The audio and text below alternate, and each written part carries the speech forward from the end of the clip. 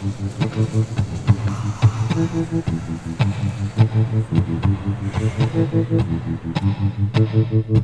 welcome. I'm Kevin Berrey. Ismael Maldonado. We're at Old Man Hustle. It's a bar. We're in Manhattan, in New York City. I know you can't tell with this brick wall. We could be in Nevada or something. Yeah, could be in Wales. We're big fans of the show Comedians in Cars Getting Coffee. But this is Comedians Indoors Getting Takeout. It's episode 0, so we don't have takeout yet. It hasn't made the budget. That's right. But we made it indoors, which is in New York is a huge thing. Exactly. The first thing you got to do is find a place to crash. I know. It's hard. Craigslist? Is. You got Murder. Craigslist. Really? Yeah. I found an apartment on Craigslist. You want to know what the description was? Yes. Bird's nest apartment. Beautiful. You hear chirping birds every morning. Did the person who owned the apartment eat the food and then fed it to you out of his mouth like a bird? So yeah, this is a Christmas edition. We're gonna talk about our favorite things, like our favorite Christmas memory. For me, just getting a gift that wasn't a pair of socks. That's really just what it was, because my aunt would always give me socks, constantly, every year. And what's happened now is that I'm obsessed with socks.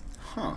Yeah, I have to have a new pair of socks like every 2 weeks, because when you put socks on for the first time, you can never get that again. Never. Right, that feeling, that new sock feeling. Yeah. Every other time you put it on, it's kind of like this sock is one day closer to death. That's my religion. The memory that stands out most about Christmas for me is my dad. He used to read this. He read 2 stories. One of them was A Child's Christmas in Wales. In Wales. Yeah. Off the shore of the United Kingdom, right? Exactly. And it's oh my gosh, I can't. Dylan Thomas, who's like this kind of Irish or Welsh lush poet, the drinker, and it's just a great poem. It's got a lot of surreal language, and he talks about doing stuff like throwing snowballs at cats. Which is just funny. It's a funny, and he talks about like all how. Unless the ASPCA hears about this. Yeah, but this was back when ASPCA, didn't exist. So they were actually invented because of this poem. But what's going on with your Christmas? We're gonna go traditional things. So I'm Hispanic, so Christmas Eve is what we do.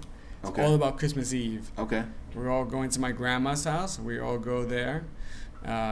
My family gets drunk. All the old people starts telling all the young people, if you don't want to have a miserable life like me, you got to do things like this. And they start giving out their speeches, and the rest of us keep saying, well, because you drink alcohol is the reason why you're a miserable person and you're like that. So we start hazing them back. Oh, okay. And then on Christmas Day, I wish I had a better family. That's the whole thing. Christmas Day, I always go, wow, I wish Christmas would be better because last year sucked. Yesterday sucked, Christmas Eve. Right. But that's what it is in my culture. And we go to midnight mass. Oh, on Christmas Eve. On Christmas Eve, which is Christmas Day, actually. Right, which ends up being, so you guys kind of hit it right when it starts. Yeah, we celebrate the infant Jesus. Right, the baby Jesus. Yeah, in the manger. That's one thing I don't even come. It's not that we don't acknowledge it, but just never been a religious family. In that sense, I'm just so different from your family. Well, yeah, being Jewish, that should be the biggest thing right there. Why you're different.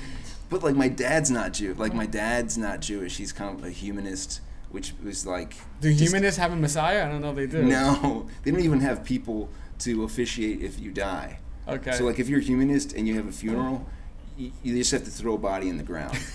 Because there's no like every other religion has like a priest or somebody shows up and they'll say, humanists are like, sorry, I don't have time, I'm a scientist. Like, they don't have time to deal with dead people. Does he come up dressed as the humanist comes up dressed as like Charles Darwin and is like, none of this stuff makes sense, and then he walks away. So for my family, we have some drama, like because we don't have a standard tradition like yours. Every year is that we have to renegotiate. So like it has been the way we've been doing presents in the past has been like a Yankee gift swap or Secret Santa, where you have to get one gift for one other person randomly. My dad said this year, he said, I don't want to get Secret Santa gifts. Okay. He said, I want to have everybody can get gifts for everybody else. There's no like holding back. you shouldn't just have to get a gift for one person. Mm-hmm. Well, that's 12 people, including nieces and nephews. Yeah. That's kind of like saying if you don't have a lot of money, I mean, yeah, you're going to get screwed. 12 jobs. You're screwed. And it's like, and I said, well, what about that? And he said, we were on a conference call to try and work this out. Because he was like, if you don't want to do that, I don't think we should do Christmas this year. That was his starting point. Well, I like that.